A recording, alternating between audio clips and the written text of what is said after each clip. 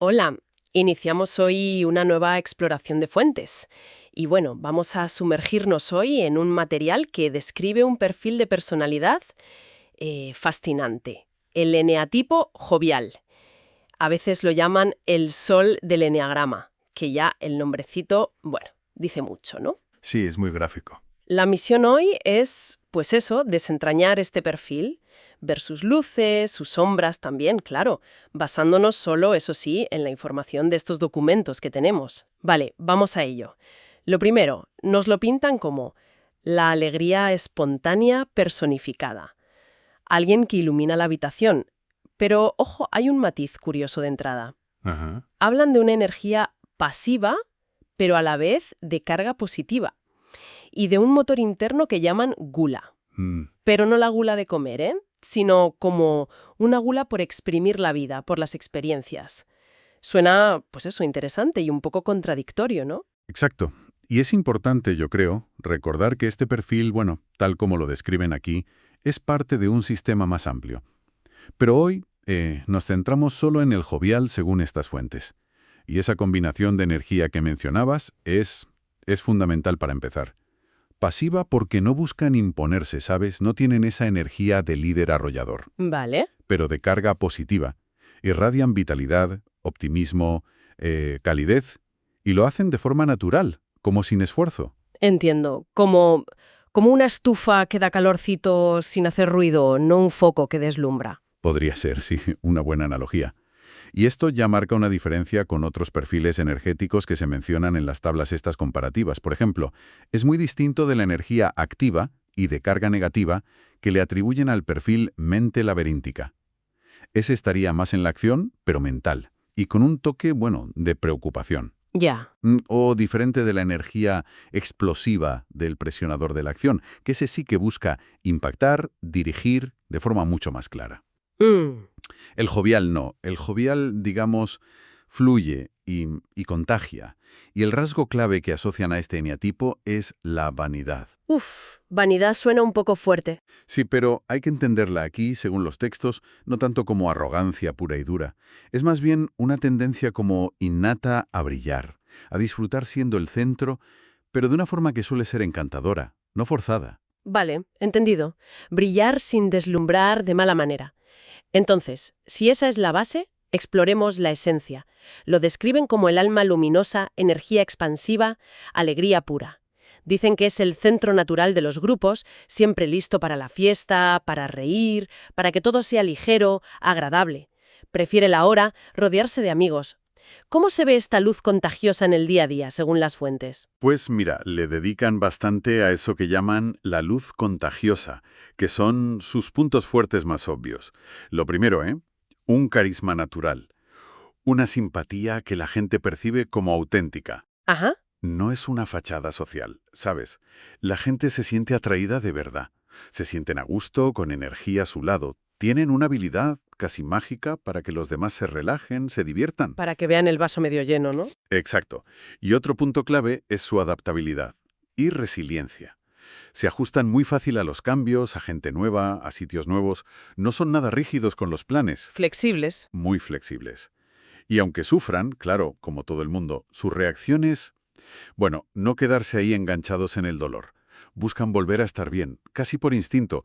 No es que lo nieguen así porque sí, sino que su motor vital les empuja a salir del bache. O sea que no se quedan recreándose en la pena. Eso es. Priorizan recuperar el bienestar. Y es de energía positiva que tienen es, pues eso, contagiosa. Hay una cita en uno de los papeles que lo resume bien, creo. A ver. Algo como, la vida es demasiado corta para complicarse. Siempre hay algo bueno, siempre hay una razón para reír. Muy de ellos, por lo que dices. Totalmente. Y esto se traduce en talentos concretos. Son geniales interactuando, motivando, animando. Crean buen rollo. Por eso los ven en papeles de comunicadores, relaciones públicas, entretenimiento, donde conectar y ser optimista sea importante. Suena genial, la verdad. El alma de la fiesta que todos queremos ser acá. Pero, claro, como decías, toda luz tiene sombra. Y los documentos hablan de la fuga del compromiso. ¿Qué es eso exactamente? ¿Cuáles son los riesgos de buscar siempre esa ligereza, ese placer? Aquí es donde se complica la cosa, me imagino. Sin duda. Aquí entramos en las sombras del jovial. La misma gula, por lo placentero, por estar siempre feliz, que les da esa luz, es también su punto débil. Les lleva a evitar, a veces de forma muy clara, todo lo que suene al límite, a carga, o que les haga sentir mal o pensar mucho. Las fuentes describen varias formas en que esto se manifiesta. Por ejemplo, Pues, primero, una tendencia clara a la superficialidad emocional y a negar el malestar.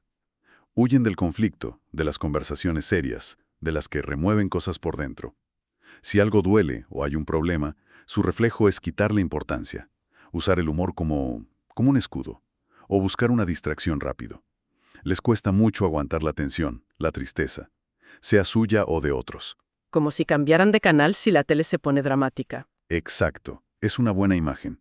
Y otra consecuencia es la inconstancia y la falta de enfoque. Esa necesidad de novedad, de estímulo agradable, les hace dispersos. ¡Hala! Les cuesta un mundo, según dicen, comprometerse con proyectos largos, con rutinas, con responsabilidades que sientan que les quitan libertad. Rechazan de plano lo que ven como ataduras. ¿Y la vanidad que mencionaste antes, cómo encaja aquí? En lo negativo. Pues juega un papel en lo que describen como falta de autocrítica. Como están tan enfocados en sentirse bien consigo mismos y en que los demás les vean alegres y guays, Les cuesta ver sus fallos. exacto, les cuesta reconocer errores o aceptar críticas, aunque sean constructivas. Tienden a pensar, bueno, no pasa nada, o mi intención era buena, y minimizan el impacto de sus actos, como dejar colgado a alguien por su inconstancia. Ya veo. Y esto, sumado a que necesitan mucho la conexión social, dicen que tienen máxima afinidad con otro perfil, el sensual conciliador, luego hablamos de él, les hace muy influenciables. Ah, sí. Sí, pueden dejarse llevar por el grupo, por las amistades, aunque no les convenga del todo. Todo con tal de mantener la armonía, de sentirse parte. Buscan gente que les refuerce esa visión ligera de la vida, claro. Vale, entiendo el patrón. Evitar lo chungo, buscar lo fácil y guay, y rodearse de gente que piense igual. ¿Y cuál es el mayor peligro de vivir así siempre, según estos textos? El riesgo principal que señalan es el de quedarse atrapado en una ilusión, una burbuja de felicidad que, claro, tarde o temprano, pincha. ¡Ostras! Cuando la vida trae palos gordos, pérdidas, fracasos, dolor que no se puede esquivar con un chiste, el jovial puede sufrir lo que llaman un apagón. ¿Un apagón? Sí, ese brillo que tienen se apaga de golpe y revela un vacío dentro, una desorientación total, porque no han aprendido a manejar el dolor, la pérdida, la introspección. Han evitado mirar hacia adentro tanto tiempo que cuando la vida les obliga, se sienten, pues eso, perdidos. Suena bastante fuerte, sí. Un apagón. Vale. Si esa es la dinámica que se ve, ¿qué hay por debajo? ¿Qué les mueve realmente a mantener esa alegría constante y a evitar lo profundo? ¿Qué buscan y, sobre todo, qué temen? Pues las fuentes son bastante claras en eso. La motivación clave parece ser triple. 1. Mantener esa sensación de bienestar, de placer, lo más constante posible. ¿Vale? 2. Asegurar la conexión social. Sentirse parte del grupo, queridos, aceptados. Y 3. Proteger a toda costa su libertad, emocional y de acción. Odiar sentirse atrapados. Esos son sus motores. Bienestar, conexión y libertad. Exacto. Y detrás de eso está el miedo. El miedo gordo del jovial, según esto, es a ser excluido, a ser olvidado, a quedarse solo. También temen perder la alegría, que es casi como su identidad, lo que creen que les da valor. Es un pánico ahí escondido a la desconexión, al vacío, al aburrimiento profundo. O sea que buscar estímulos y gente no es solo por pasarlo bien, sino también para huir de ese miedo al vacío, a la soledad. Justo. Describen esa dinámica oculta. La búsqueda sin fin de momentos felices, fiestas, novedades. Funciona como un mecanismo de evitación muy elaborado. Para no pensar. Para no sentir lo oscuro, para no hacer introspección, para evitar el silencio donde podrían surgir preguntas incómodas sobre sí mismos. Detrás de esa sonrisa fácil, de esa energía, puede haber, según los textos, tristeza escondida, inseguridad sobre su valor más allá de ser el gracioso del grupo, o dificultad para conectar con lo que necesitan de verdad. Tiene lógica, sí. esa tensión entre buscar la luz y evitar la sombra. Y ahora, ¿cómo se relaciona este perfil con los otros que mencionan? ¿Con quién conectan mejor y dónde saltan chispas? El material lo explica en términos de afinidad y repulsión, por energía, por valores. La máxima afinidad, como adelanté, es con el sensual conciliador. Ajá. Lo identifican como mercurial. Busca el placer sensorial, la calidez, la armonía. Comparten el gusto por disfrutar, el contacto social, la ligereza, evitar el conflicto. Se entienden muy bien. Se retroalimentan en buscar el bienestar.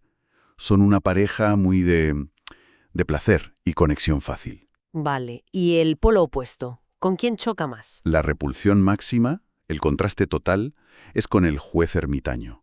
Lo llaman saturnino. Ahí el choque es brutal, ¿Por qué? porque la seriedad, la rigidez, la disciplina, la preferencia por la soledad, por la introspección profunda del juez, es justo lo contrario a la ligereza expansiva, la flexibilidad y la necesidad de grupo del jovial. Son como el día y la noche.